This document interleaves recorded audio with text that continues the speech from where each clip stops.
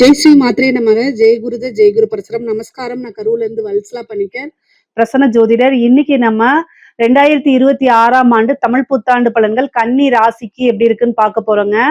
இந்த வருடம் எப்ப பிறக்குது அப்படின்னா 14/4/2026 செவ்வாய்க்கிழமை காலை 9:30 மணிக்கு சதய நட்சத்திரத்துல இந்த வருடம் வந்து பிறக்குது. இந்த வருடம் வந்து பாத்தீங்கன்னா உங்களுடைய ராசிக்கு நிறைய நல்ல அற்புதமான பலன்கள் தான் சொல்லுவேன். ஏன் அப்படின்னா எல்லா கிரக நிலையும் ரொம்ப நல்லா இருக்கு. அதாவது சனி வந்து உங்களுக்கு கண்டச்சனி தான், ஆனாலும் சனி திக்பலம் ஆகிறாரு. உங்களுடைய ராசிக்கு 5 குடையவர் 7ல, அதிர்ஷ்டத்து குடையவர் 7ல அவர் உங்களுக்கு பாக்குறாரு, அது நல்லது. அதே மாதிரி குருங்க லாபஸ்தானம், குபேரனுக்கு ஒப்பான நிதிநிலையை குறிக்கக்கூடிய இடம் அப்படிங்கிறது. அப்போ அவரு லாபஸ்தானத்துக்கு வராரு, அதுவும் சூப்பரான நிலை. அது போக ராகு கேது, ராகு வந்து உங்களுக்கு டிசம்பருக்கு அப்புறம் வந்து 5ஆம் இடத்துக்கு வராரு. ராகு 5ஆம் இடத்துக்கு வராரு. கேது வந்து உங்களுக்கு 11ஆம் இடத்துக்கு போகுது. 12ஆம் இடத்துல இருந்து 11 எல்லாமே நல்ல ஸ்தானங்கள்ல இருக்குங்க. கிரக நிலைக்கு எல்லாமே நல்ல பொசிஷன்ல தான் இருக்கு. அதாவது 5ங்கிறது ரொம்ப அதிர்ஷ்டம், 7ங்கிறது திக்பலம், பார்ட்னர்ஷிப், இதெல்லாம் நல்ல அமைப்பு. சனியும் நல்ல அமைப்புல இருக்காரு, குருவும் நல்ல அமைப்புல இருக்காரு. இது எல்லாமே உங்களுக்கு இந்த வருடம் வந்து பாத்தீங்கன்னா மிகப்பெரிய லெவல்ல பிரம்மாண்ட வளர்ச்சி அப்படிங்கிறது உண்மை.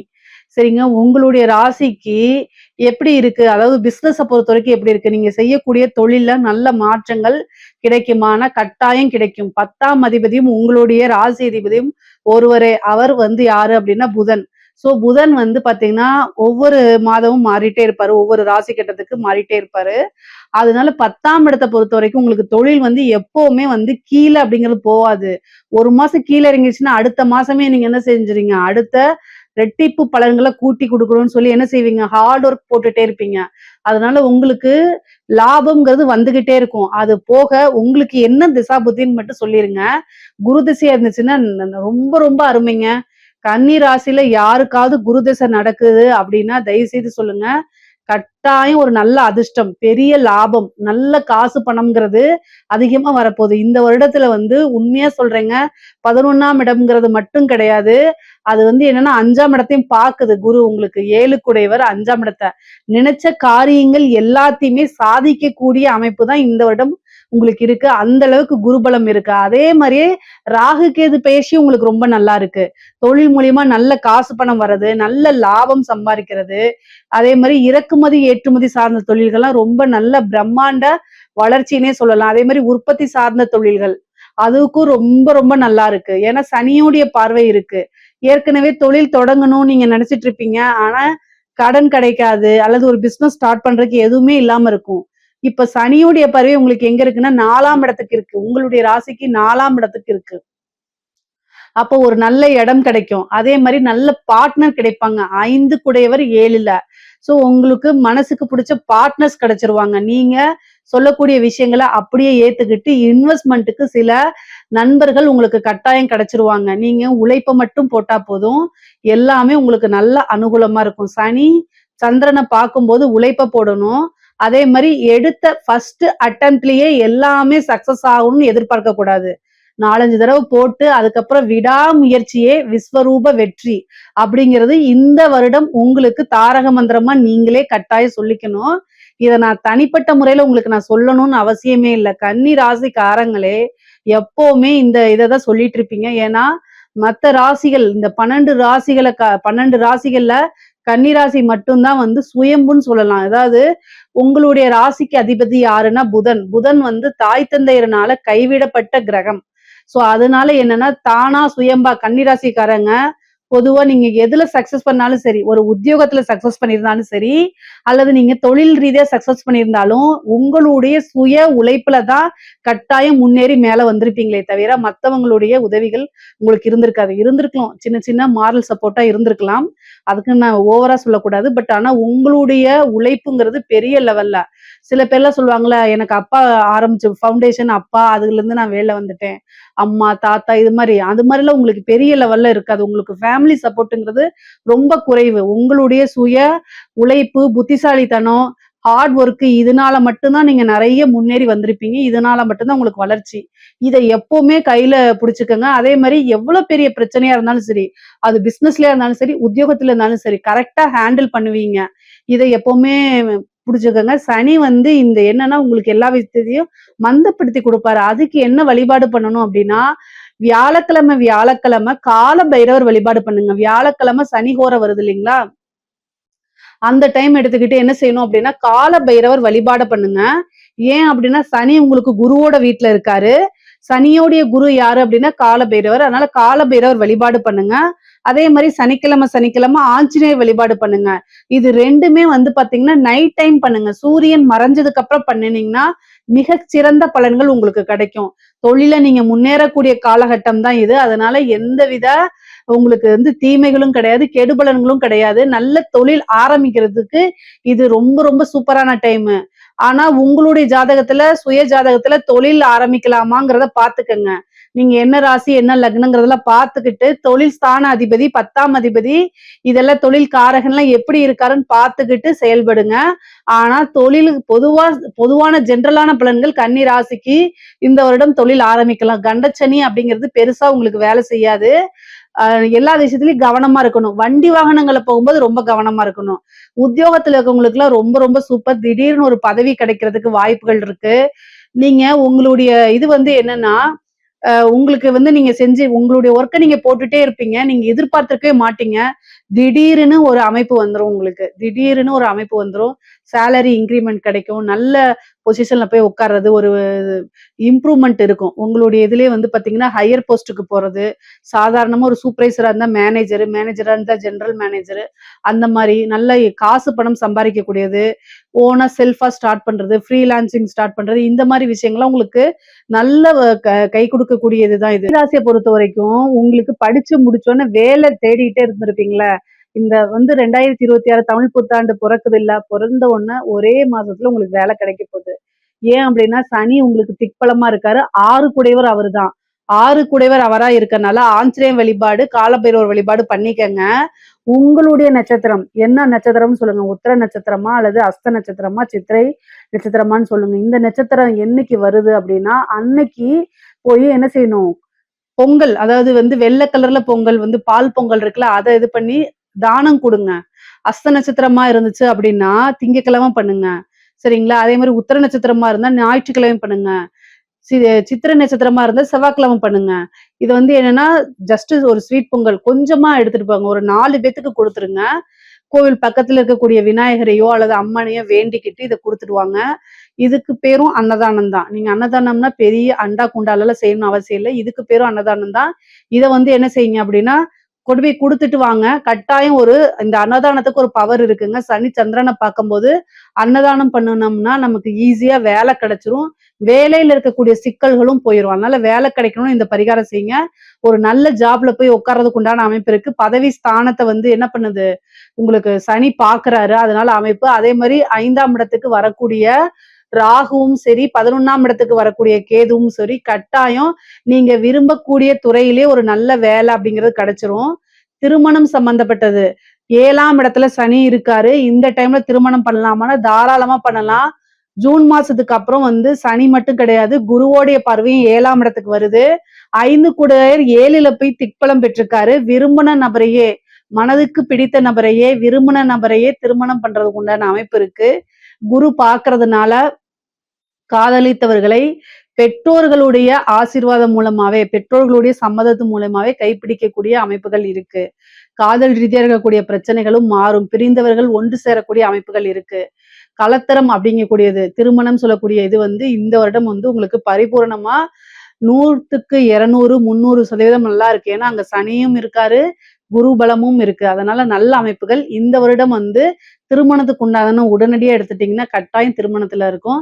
புத்திர பாக்கியமும் கிடைக்கும். 5ஆம் இடத்துல வரக்கூடிய ராகு, கன்னி ராசியில இருக்கக்கூடியவங்க கல்யாணம் ஆகி ரொம்ப வருஷம் ஆயிடுச்சு, எனக்கு வந்து புத்திர பாக்கியம் இல்லை அப்படின்னா ஒரு தடவை குலதெய்வம் இது புரட்டாசி மாசம் வரக்கூடிய புரட்டாசி மாசம் குலதெய்வ வழிபாடு பண்ணி குலதெய்வத்துக்கு அபிஷேகம் ஆராதனை எல்லாம் பண்ணிட்டு வாங்க. உங்களுக்கு அடுத்தது ராகு கேது வருது இல்லைங்களா, அது வந்து கட்டாயம் அந்த ராகு கேது பயிற்சியில உங்களுக்கு புத்திர பாக்கியம்ங்கிறது இருக்குது. முக்கியமா புற்று வழிபாடு பண்ணும்போது எவ்வளவு பெரிய சர்ப்பதோஷமா இருந்தாலும் சரி, எவ்வளவு பெரிய புத்திர தோஷமா இருந்தாலும் சரி, கட்டாயம் புத்திர தோஷமெல்லாம் நீங்கிரும். இந்த குரு பயிற்சியும் சரி, உங்களுக்கு ராகு கேது பயிற்சியும் சரி, புத்திர லாபத்தை கொடுக்குது, சந்தான விருத்தியை கொடுக்குது. அதனால சுபங்கள் தான் உங்களுக்கு. அதனால அது ஏதாவது ப்ராப்ளம் இருக்கு, ஆல்ரெடி ட்ரீட்மெண்ட் போயிட்டு இருக்கேன் அப்படின்னா இந்த ஐவிஎஃப்க்கும் சக்சஸ் பண்றதெல்லாம் இந்த இதுதான். ஏன்னா ராகு வந்து 5ஆம் இடத்துக்கு வரும்போது இந்த செயற்கை கருத்தரிப்புன்னு சொல்லுவோம் இல்லையா, அந்த அமைப்புல சக்சஸ் பண்ணி கொடுத்துரும். அதனால இதுக்கு நீங்க ட்ரை பண்ணலாம். ஆஃப்டர் டிசம்பருக்கு அப்புறம் இதை நீங்க ட்ரை பண்ணுங்க, கட்டாயம் உங்களுக்கு சக்சஸா கொடுத்துரும். இப்போ இது படிக்கக்கூடிய நபர்களுக்கு, கன்னி ராசியில இருக்கக்கூடிய படிக்கக்கூடியவங்களுக்கு வந்து பாத்தீங்கன்னா 4ஆம் இடத்தை சனிதான் பாக்குது, குரு பாக்கல. அப்ப என்ன ஆகும் அப்படின்னா, நீங்க எடுக்கக்கூடிய விஷயங்கள்லாம் வந்து மறதிகள் அதிகமாகும். அப்படி இல்லைன்னா சோம்பேறித்தனம், நாளைக்கு படிச்சுக்கலாம், நான் நாளைக்கு இதை பண்ணிக்கலாம் அப்படிங்கிற மாதிரி இருக்கும். அப்படி இல்லைன்னா மறதிகள் அதிகமாகும்.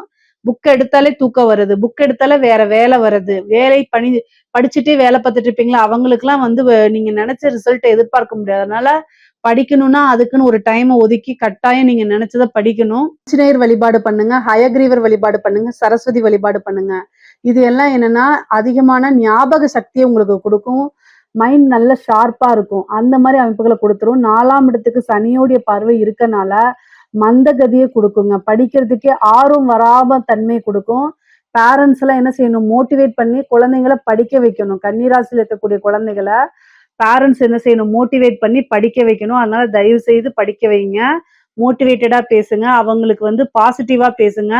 பொதுவா கன்னிராசிக்காரங்களுக்கு வந்து பாத்தீங்கன்னா, படிச்சு நீங்க வந்து பெரிய லெவல்ல உத்தியோகம் போறீங்களோ இல்லையோ, நல்ல வாழ்க்கை கல்வியை கத்துக்குவீங்க. அதனால பிராக்டிக்கலா திங்க் பண்ணுங்க. உங்களுடைய ராசியில புதன் வந்து உச்சமாகக்கூடிய தன்மை இருக்கு. புதன் வந்து உங்க ராசிக்கு அதிபதியாவும் இருக்காரு, அதே ராசியில உச்சமும் ஆகுறாரு. பொதுவாவே நீங்க என்னன்னா மக்கப் பண்ணி எழுத மாட்டீங்க, மத்தவங்கள காவி பண்ண மாட்டீங்க. ஒரு விஷயத்த புரிஞ்சுக்கிட்டு ஆட்டோமேட்டிக்காவே அதோடைய தியரி என்னவோ, அதோடைய சாராம்சம் என்னமோ அதை நீங்க ஓனாதான் எழுதுவீங்க. நல்ல இன்டெலிஜென்ட்டான குழந்தைகள் தான். ஆனாலும் இந்த காலகட்டத்துல ரொம்ப ஸ்திரத்தை எடுத்து டார்கெட் வந்து நீங்களா உணர்ந்து படிச்சா மட்டும்தான் அடுத்தடுத்த லெவலுக்கு போக முடியும். உயர்கல்விக்கு போறதெல்லாம் வந்து பாத்தீங்கன்னா உங்களோட ஜாதக ரீதியா நல்லா கலந்து ஆலோசிச்சுட்டு நல்ல கோர்ஸா எடுங்க. அதுதான் உங்களுடைய வாழ்க்கைய தீர்மானிக்கக்கூடிய ஒரு இதா இருக்கு.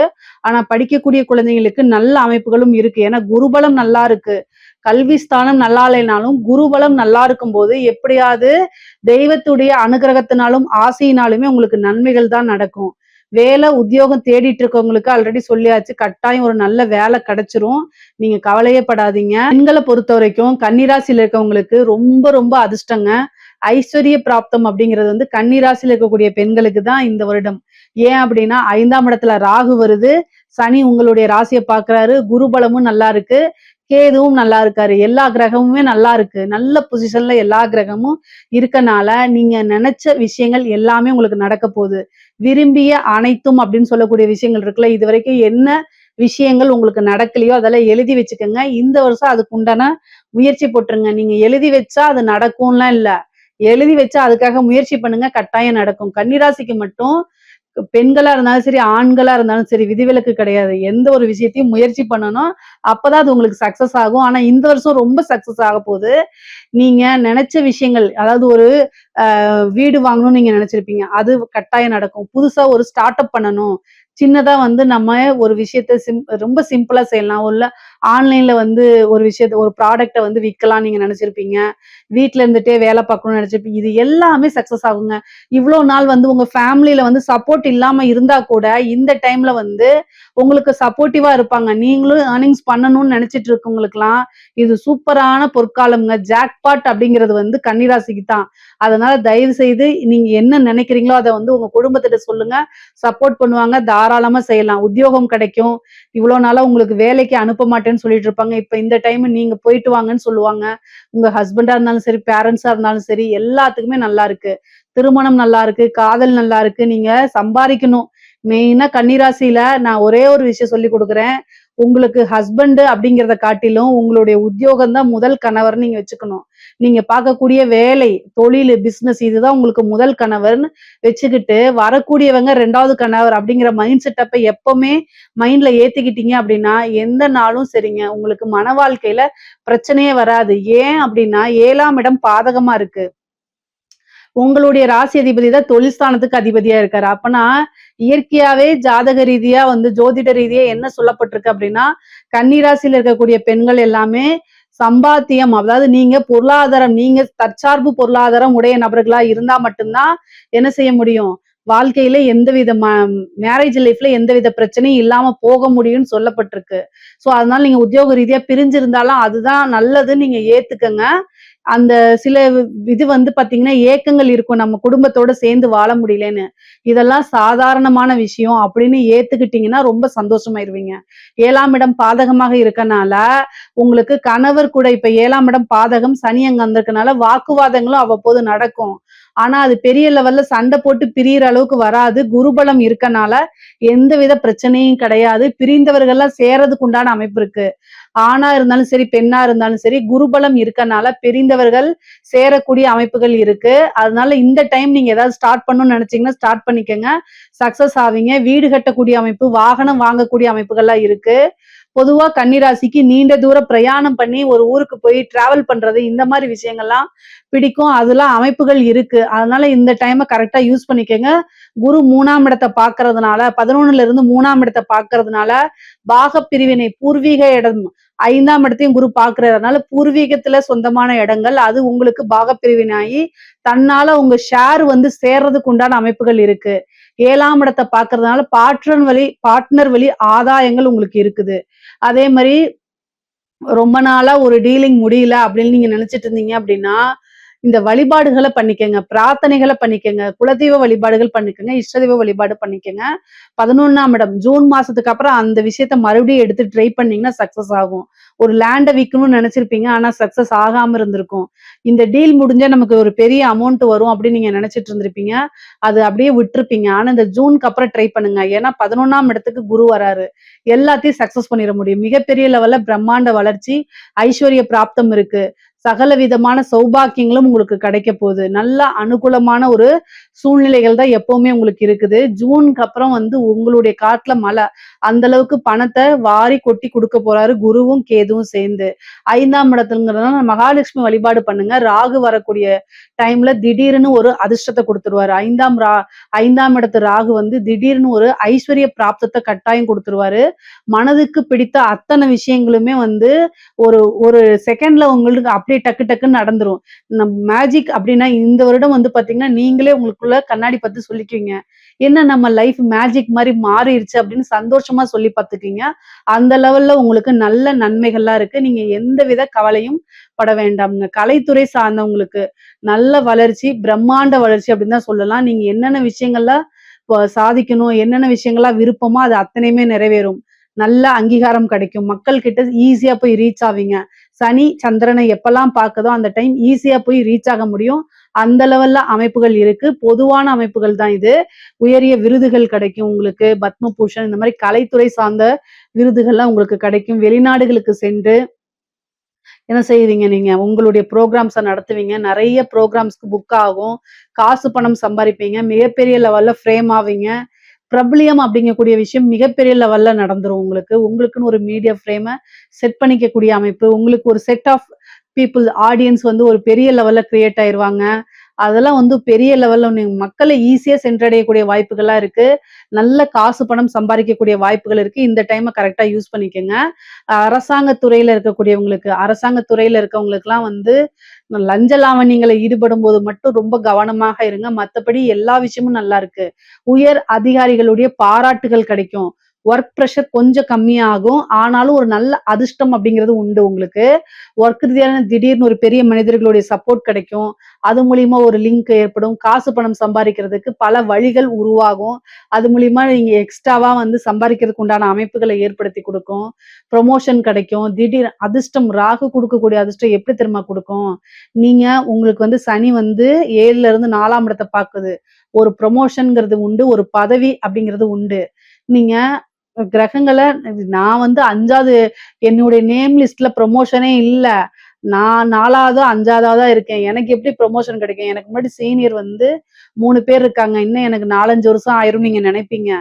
கிரகம் நினைச்சா அப்படிங்கிற ஒரு செகண்ட்ல குடுத்துரும். எப்படின்னா, ஒருத்தரு ஃபர்ஸ்ட் பேனல்ல இருக்கிற ஒரு நேம்ல வந்து பேனல்ல ஃபர்ஸ்ட் இருக்கிறவரு ஒண்ணு டெத் ஆகலாம். இல்லன்னா ஒரு அலிகேஷன்ல போயிரலாம். 2வது இன்னொருத்தர் வேற பக்கம் ட்ரான்ஸ்ஃபர் ஆகி அவருக்கு ஏதாவது பிரச்சனைகள் இருக்கலாம். 3வது பேரும் ஏதாவது ஒரு பிரச்சனையாகி ஆக்சிடென்ட் ஆகுறதோ, இல்ல திடீர்னு ஒரு டெத் ஆயிரலாம். 4வதா நீங்க இருந்தீங்கன்னா டக்குன்னு கிடைச்சிரும். எப்படி ஒரு இது பாருங்களேன். திடீர்னு ஒருத்தங்க லஞ்சம் வாங்கி மாட்டுவாங்க, ஒருத்தங்க இறந்துருவாங்க, ஒருத்தங்க டைம் முடிஞ்சு போயிரும். இந்த மாரிலாம் மாறி 4ஆ தான் வரும். இதுதான் விபரீத ராஜயோகம். ராகு அததான் செய்வாரு. நீங்க நம்பவே மாட்டீங்க. எனக்கே தெரியலையே! நான் லிஸ்ட்ல 3வது, 4வது பேர்ல இருக்கேன். எப்படி வந்துச்சுன்னு என்னால நம்பவே முடியல. நான் அந்த அளவுக்கு உங்களுக்கு அமைப்பு இருக்கு. அதனால நீங்க அதிர்ஷ்டம் தான் உங்களுக்கு. நல்ல அதிர்ஷ்டம். அதே மாரி மாற்றங்கள் இருக்கு. குருபலம் ரொம்ப அற்புதமா இருக்கனால நெறைய மாற்றங்கள் இருக்கு. இன்வெஸ்ட்மென்ட் நல்லா பண்ணுவீங்க.